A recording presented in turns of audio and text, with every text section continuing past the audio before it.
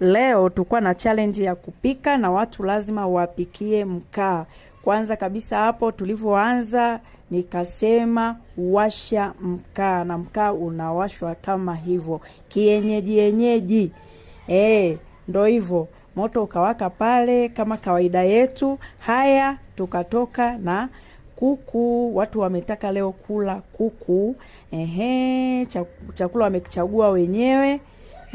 Nikawaambia ni wote tunaenda kupika, hakuna kukaa kusubiria kula.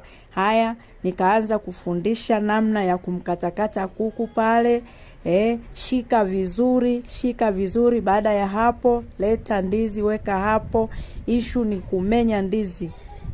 Au wapendi kumenya ndizi hao, lakini sasa lazima wamenye ndizi.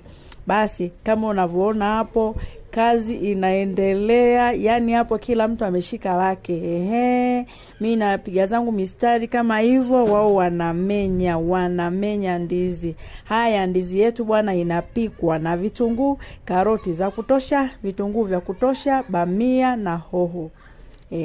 Ndo pishi letu la leo ambavyo tunalipika kama hivyo mnavyoliona hapo. Kazi imeendelea kuangua karoti chapu. Mambo yasiwe mengi mjini. Watu mnataka kula, jifunzeni kufanya kazi. Tukamaliza pale, mimi nakatakata pale mitunguu yangu na kuambia chap huku mwenyewe ana kuangua karoti, mwingine huko anaosha yani huku ni eka mjini. Hapatoshi. Tumeenda zetu pale ni chap.